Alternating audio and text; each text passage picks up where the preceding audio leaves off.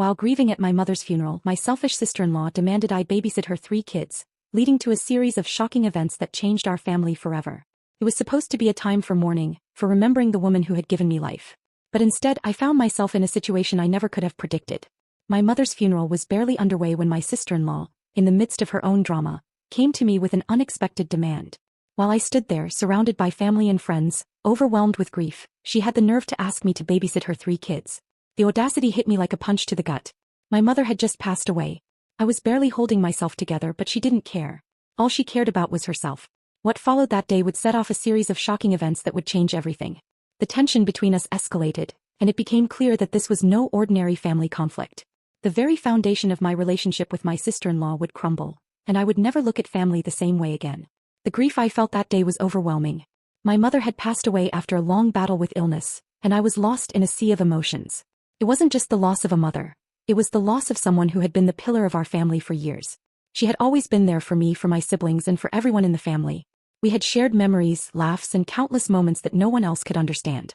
Her death felt like a hole had been torn in my world, and I had no idea how to fill it.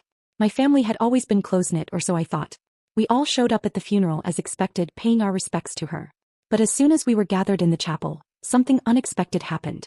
I had just stepped away from the casket, standing near the back, trying to process the reality that my mom was truly gone. That's when I saw her, my sister-in-law. She was in the corner, pacing, looking frustrated. I thought nothing of it at first. After all, everyone grieves differently. But then she approached me. Without hesitation, without any regard for the emotional weight of the moment, she asked if I could babysit her 3 kids. I was stunned. This wasn't the time for such a request. I had just lost my mother, and yet she thought it's appropriate to ask for a favor. Her kids were loud, energetic, and demanding at the best of times. I had always been kind to them, even though I was never particularly close to her or them. But that day I couldn't understand her lack of empathy. I was standing there trying to hold myself together, and she thought it was a good idea to add more stress to the already overwhelming situation. This request, however, was just the beginning. Little did I know that what happened next would spiral into a series of events that would cause deep rifts within our family. It would set off a chain reaction of conflict and bitterness that I never saw coming. It was more than just a selfish request. It was the beginning of a shift that would forever change the dynamics between us all. I had always thought my sister-in-law, Claire, was a little self-centered, but I never imagined she would cross such a line. My family had always been a bit fractured in its own way, but we managed to hold things together. My brother and I had a somewhat strained relationship, and while our bond was not as strong as I had hoped, we were still family. But Claire? She always seemed to want things her way. I just didn't know how far she was willing to go. Growing up, I had always been close to my mother. She was a constant in my life, the one who always had time to listen, to care, to offer guidance. When she got sick, it became even more evident how much I relied on her. I would often visit her, take care of her needs, and try to comfort her as best as I could. I did everything in my power to make her last years as comfortable as possible. During all of this, my brother Tom and Claire's relationship became more complicated. She was often critical of him, but in a way that felt passive-aggressive, almost as though she wanted to control everything. It was clear to me that Tom, while a good man, had his hands full with his marriage, and Claire wasn't making it any easier. I'd seen her get frustrated with him, but I never expected her to take it out on me, especially not at my mother's funeral. The request for me to babysit her kids wasn't the first time Claire had asked something of me during a difficult moment, but it was the most insensitive. It was almost as though she didn't recognize the gravity of the situation. Her 3 kids, all under the age of 7, were a handful on a good day, and I knew that babysitting them would be a challenge, to say the least. But I had just lost my mother, and I wasn't in the emotional state to take on more responsibility. Claire had been married to Tom for over a decade, but the relationship was always strained. She had never seemed particularly close to my family, and when my mother fell ill, Claire kept a distance, only making an appearance when it was convenient for her. I always wondered if she truly understood the emotional toll this had taken on me and my family. And now, to have her demand more from me during the most difficult moment of my life, felt like the final straw. But I didn't know then what would come next. I didn't know how this small, selfish request would set off a chain of events that would unravel everything.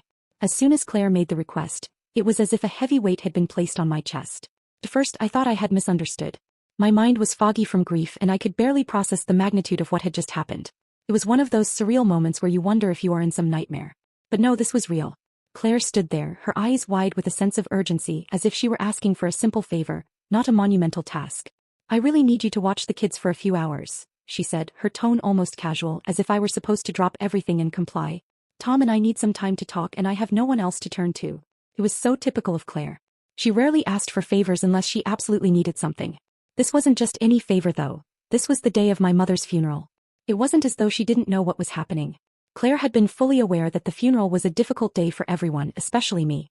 But in that moment all she cared about was her own needs. Claire, I tried to speak but the lump in my throat stopped me. I hadn't even had time to grieve yet. I needed time to process everything. The thought of taking care of her chaotic children was the last thing on my mind. But Claire wasn't having any of it. I'm asking for one small favor, she pressed, her eyes narrowing slightly as if daring me to object. It'll only be a few hours. You can take a break later. You'll be fine. I was silent for a long time. The room felt like it was spinning. I wanted to scream at her to tell her that I couldn't do this. But instead I found myself nodding weakly, unsure of what to say. I couldn't imagine turning her down, not in front of everyone. She had already made this request in such a way that it felt almost like a demand. How could I refuse, even though I knew deep down that I wasn't emotionally prepared for it? And so I agreed. The next few hours were a blur. Claire rushed off with Tom, leaving me alone with 3 young kids who had no idea what was going on. They were loud, demanding, and completely unaware of the emotional storm I was battling. They wanted attention, snacks, games, and as the time wore on I could feel my patience wearing thin. My mind kept drifting back to my mother's casket, to the finality of her passing. I felt as though I were drowning in grief, and Claire's selfishness was the weight that was pushing me further under. As I sat there trying to calm the kids down and keep them occupied, I heard the faint sounds of voices in the distance. It wasn't until much later that I realized it wasn't just the noise of the kids keeping me distracted. Something felt off. It wasn't just the chaos of the situation. It was Claire. It was Tom. Something about their sudden absence made my skin crawl.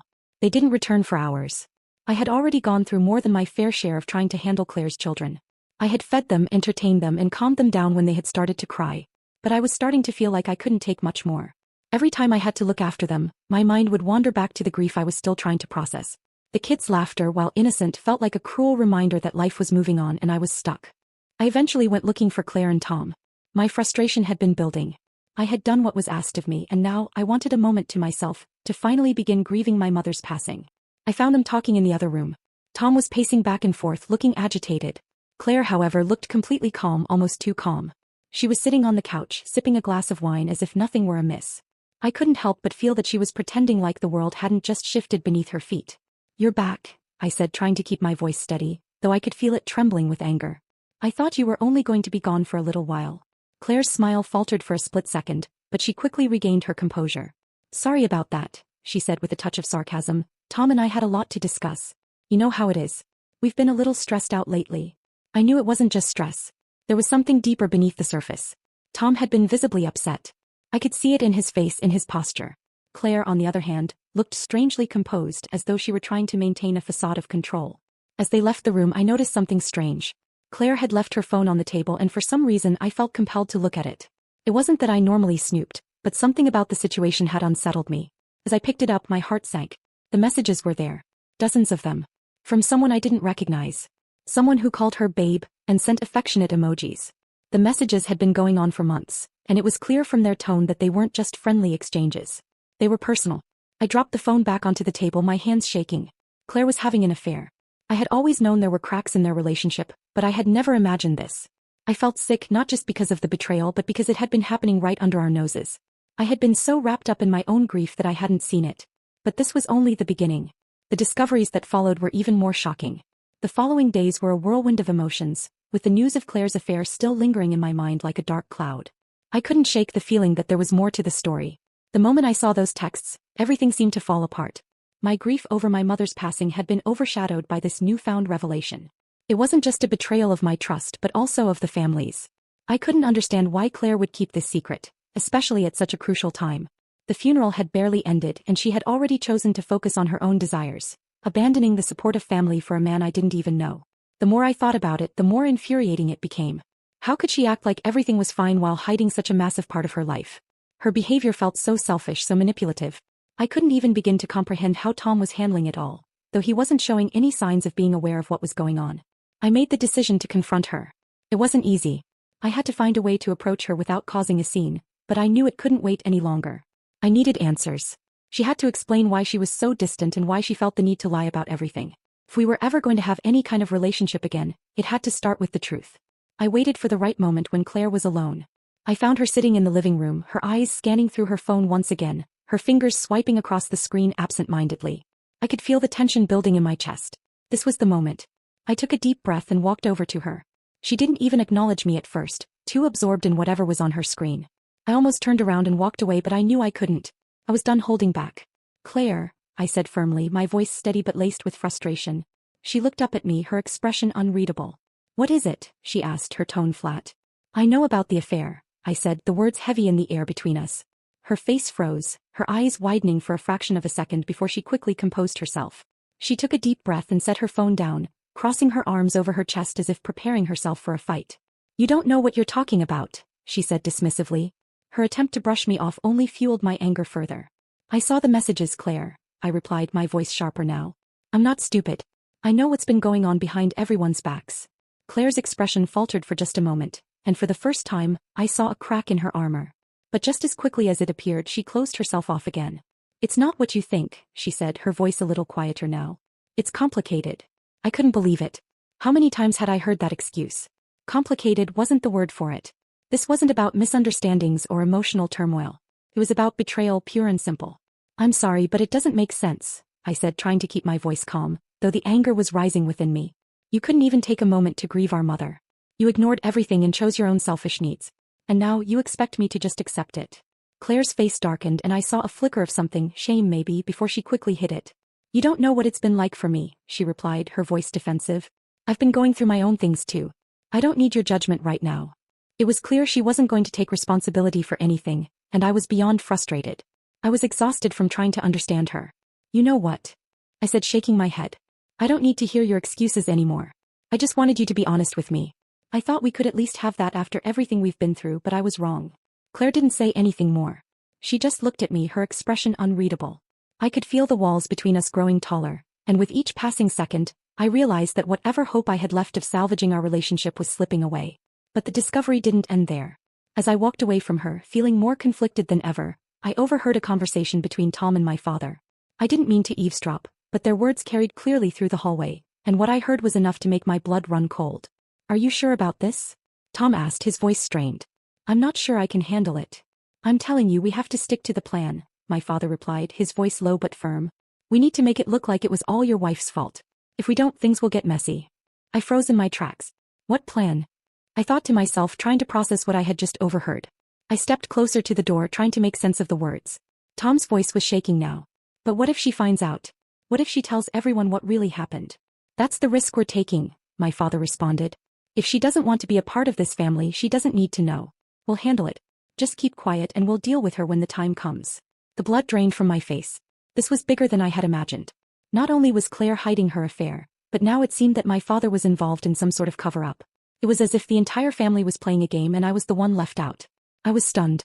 The revelations were coming faster than I could keep up with, and I felt more isolated than ever. It wasn't just about Claire anymore. There were lies, manipulation, and betrayal at every level of the family, and it seemed I was the only one who was in the dark. The weight of everything I had discovered over the past few days left me feeling hollow. Each revelation seemed to strip away the last remnants of trust one had for my family. The affair, the lies, the manipulation. It felt like a web I could no longer untangle. And now, overhearing my father's involvement in the cover-up only added to the growing sense of betrayal that overwhelmed me. I needed to process everything, but there was no time. My world had shifted and I had to figure out what to do next. I could not sit idly by while my family tried to bury the truth. The more I thought about it, the more I realized that I had no choice but to confront everyone. I had to stand up for myself, for my mother's memory, and for the truth. The following day I called a family meeting. It was a tense atmosphere from the start, the weight of unspoken words hanging in the air. Claire was there, looking uncomfortable, her eyes avoiding mine. Tom was seated next to her, and my father sat across from me, his stern expression betraying nothing.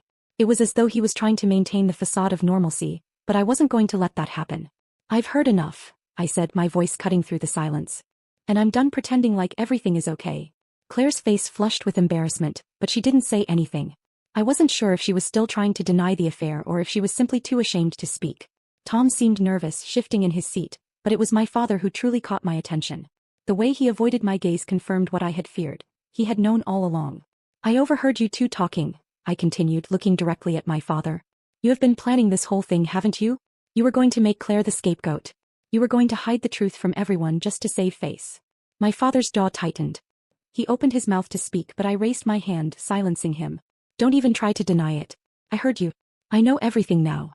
The room fell into a heavy silence. Claire was no longer trying to hide her discomfort. Her eyes darted nervously between me and my father, and Tom had his head down as though he were already guilty.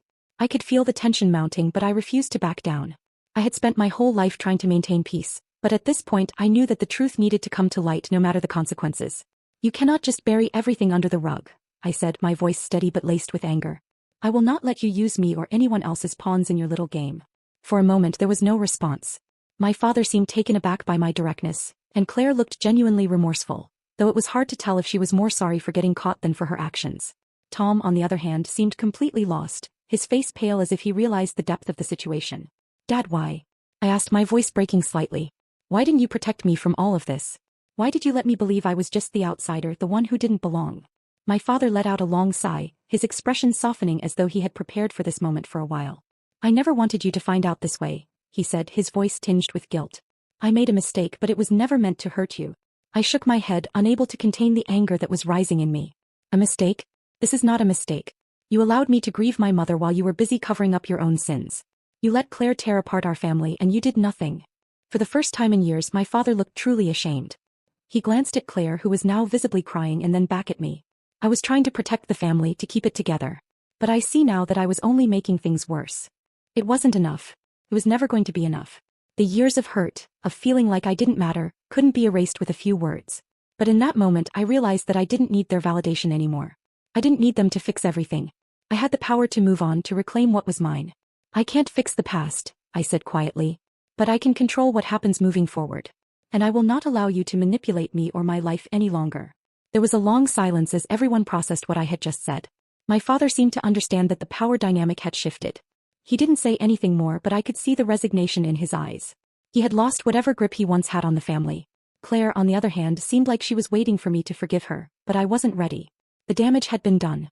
I need some time away from all of you, I said, standing up. I need to focus on myself now, on healing. I don't know if we'll ever be able to fix this, but I won't let you tear me down any longer. And with that I left. It wasn't easy, but it was necessary. For the first time in my life I felt free. Free from the guilt, the manipulation, and the constant need for approval. I was done. Months passed, and though the pain of the past never truly disappeared, I slowly began to rebuild. My relationship with Claire remained strained, and though we both tried to move forward, the trust between us was irreparable. As for my father, I learned to keep my distance, finding my own peace without relying on him for validation. And then, just as things started to feel like they were falling into place, I received an unexpected letter. It was from my father, asking for one last chance to make things right. I wasn't sure what to do. But for once I wasn't afraid of making the wrong decision. This time I would choose what was best for me. If you enjoyed this story, make sure to like, subscribe, and hit the bell icon so you never miss an update.